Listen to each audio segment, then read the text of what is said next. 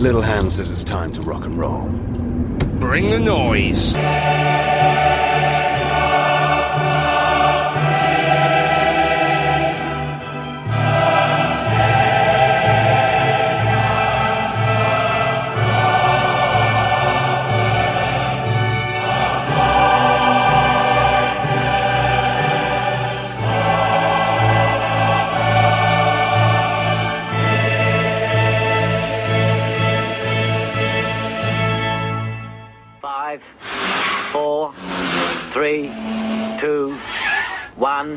Go. Good evening, folks, and welcome to the Etims podcast number 26. My name is Desmond, and tonight I am joined by regular panellist Hector Bandido. Good evening. And also all the way from Stoke, the pilot of the Tarrier Carrier, Ralph Malf. How you doing? You all right? Good evening, Ralph. Thanks very much for joining. Okay, gents, we've got quite a busy agenda to cover tonight, but Ralph, I'll come to you straight away as writer of the Daily Diary for this week's big item, Joey Essex and his performance of a celebrity Get Me Out of Here. How impressed have you been? Do you think he could do a job in Celtic's midfield? Well, somebody's got to, I suppose. That is a fantastic programme, that. I'd nearly considered not going to the football and staying in to watch that. Dear me, what have we come to when that's put on the TV? Well, now that you've sadly brought the football up, Celtic 0, Milan 3, going on possibly 23, depending on some of the comments on the diary this week. How did you enjoy the game, for want of a better phrase, Ralph? If I was still drinking, I think I'd have left after an hour. I think I would have just wandered into the tavern and just had a couple of beers and forgot all about it. It was a strange one, wasn't it? The atmosphere wasn't quite as electric as what it should have been for a must-win game. We drove up and it seemed to have been dark for hours before we actually got to the ground. And it seemed like everybody was subdued. Even the Green Brigade, we'll maybe speak about them later on, even they didn't seem their usual self. And we didn't start at 100 miles an hour. When their keeper fumbled the ball early on, I thought, there's a weakness, let's just batter it. And we didn't. We just kept doing what we usually do. They knew exactly what we were going to do, and they just waited, picked their moments, and put 3 goals in. And that was that. Hector, I believe you were also there. How did you find it?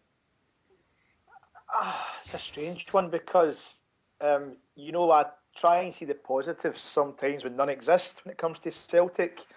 But stuff, I'm actually going to share that. I actually think we could have won that game, and it sounds crazy to say this, but if you get the chance to look back at the match itself, Lennon's tactics, he had to go for it. So he went with the 2 wingers, in effect a 4-2-3-1. It was a very wide open team, but he went for the victory.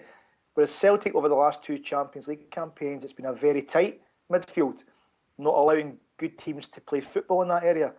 So he's had to completely change his tactics and go for it. So for me, plus points for that. I'd have probably done the same thing. But it's the nature we lost the first 2 goals that for me, that's the killer here. The first goal, I don't think I've seen as poor a goal lost as that in a long, long time. A free header was at 5 yards, 45 yards right in front of goal from a corner kick. And goals change games. We had Boric turn the first 2 minutes, should have done better. Boric himself put in cross after cross in the box, but it goes back to not having a natural number 9 in the penalty area. Because you look at Sammy, who I think is tremendous out wide left, he's like lost in there. You know, he's in that area, but he doesn't have that natural striker's instinct to pull away and find a half a yard of space. So for me, we did a lot of things quite good. Well, Grew missed an absolute sitter to make it 1 each before half time. He had half a goal to put it in. Couldn't believe he missed it. Then you had Van Dijk. I mean, he actually hit it too well. What was he, 5 yards out, straight at the keeper? And that makes it 1 each. That's my point. It was a strange game. I think we had like 20 shots in goal. So I see you can be 3-0, right? That's the reality. 3-0, 3-0, no hiding from it. But if you were to look back at the game again and see the chances we created at key times and the first 2 goals we lost, it was just a crazy game. So gutted we're out, but you know what? I think it should put some visibility back on the board again, because this isn't a surprise that we haven't scored enough goals. We'll probably create, I think it was Forster said it, or Lustig said it, We've created more chances in this campaign compared to last year in the Champions League. We've not had a striker in that position to put the ball in the net. And again, we've all whinged about it throughout the summer and before the signing deadline that we needed a number 9, and the club again, in my view, let us down. We're not pushing the boat out and getting that quality. Not getting a guy for 1.2 million who's a project, or Pookie in the last minute who's a number 10, an out-and-out number 9. And I think Lennon touched upon that in the post-match interview when he said there's 4 guys we went for, the key ones we wanted, we didn't get. And I'm assuming in most cases it's been a striker. So that's my thoughts on it. Well, I have to say what you just touched on. One of the very, very small highlights for me was Big Virgil's miss, because I finally got to tweet the joke Van Dijk Dick, which I quite enjoyed. Which was a bit harsh on him, because again, you're not expecting your centre halves to be winning you the game at that end of the pitch. I mean, as you say, we're like it's actually getting quite embarrassing now, the actual lack of a front line we've got. At one point, Commons picked the ball up last night and he looked to pass it, but caught our the other night. And Commons was playing in the centre forward position, so he didn't actually have anybody to pass it to. And you're kind of going, where's the point? And like it was just like pathetic. And then like Forrest was getting the ball out wide. They were trying to get it forward, but as if we'd already went to plan B, which should be Samaras coming in the middle. And that we've been using that as a plan A this season purely because Samaras did so well last season. But again, we had Hooper there to kind of like that Spartak to like pick up the balls that came down for Samaras. Whereas the other night, there was even when Samaras won it, which was quite rare because it wasn't exactly it's not been a good season for him so far. It was just gone nowhere. And Milan must have been laughing. And then realistically, it wasn't even their first real attack. They get a corner, and then the defenders and midfielders decide to stand 5 feet away for Kaka, who, let's be honest, is a former World Player of the Year. And it's a case of as if you get him, no, you mark him, no, you mark him. And Big Virgil was I don't even think he was looking towards the corner when you see the replay. I don't know who it was zonal marking. Unbelievable. Yeah, and he was told to. And zonal marking, by the way, just on that, this isn't something that Celtic. It was a survey. Was it something like 90% of the teams in the Champions League and the top nations of world football, they do zonal marking. Yep. But you've got to have the football intelligence to not switch off, and I think we just switched off the first 2 goals. Yeah, exactly. But like the whole thing about zonal marking is you mark key zones, and then you have individuals covering individuals where it's needed. Yep. It's not just one guy goes into a space and everybody else runs away. So if you've got 6 guys round one striker, surely one of them can take the striker. Do you think Forster should have got that though? So we'll leave that to Ralph. Ralph, would you want to come in there? Yeah, this zonal marking thing, there was a comment in the diary today where somebody says there should be somebody standing 10 yards from the kicker so that he can't put the ball where he wants to put it.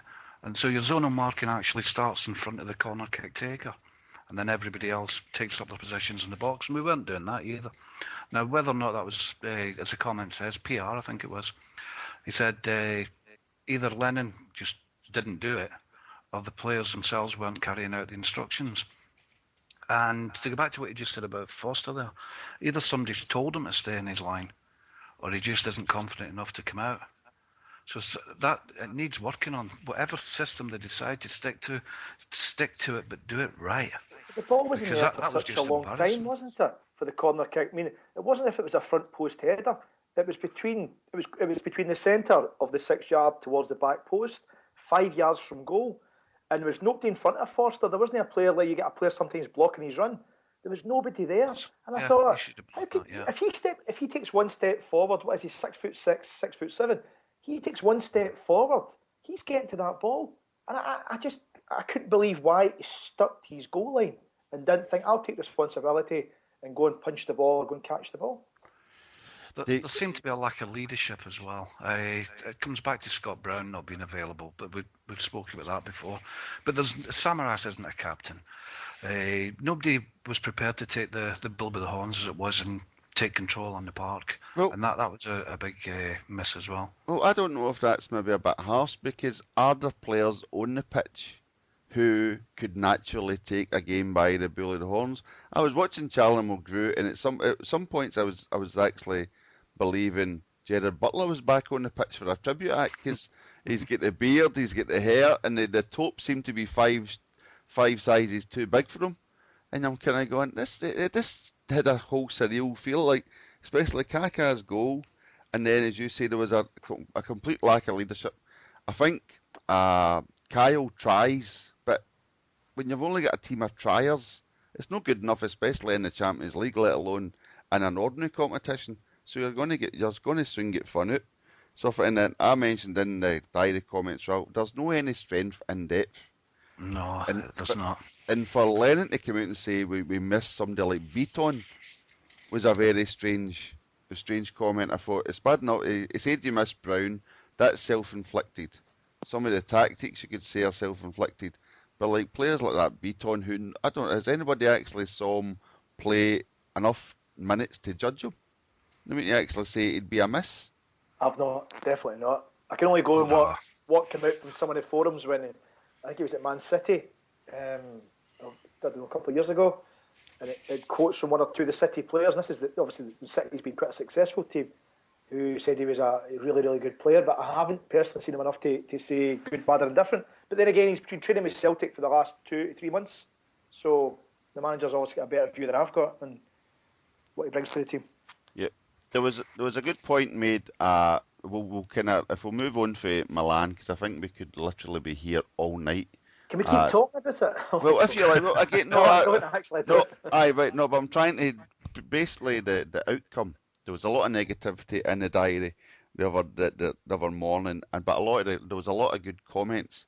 And before I come on to one of the guys suggested topics to discuss, someone else actually said I put up the point, as the John Park scouting system kind of been shown up this season, right? Basically, then I was actually wondering out loud if we've just got green tinted glasses due to the success of Victor Wanyama, and also to a lesser extent money-wise Gary Hooper, who obviously I think we're missing a lot more than Wanyama.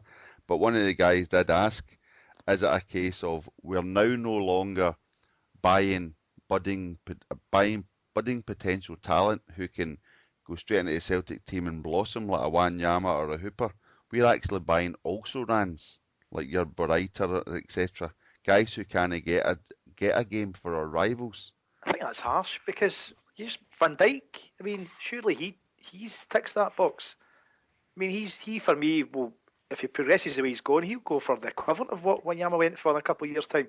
He looks a fantastic young player that will, make a fortune on. So I get the point.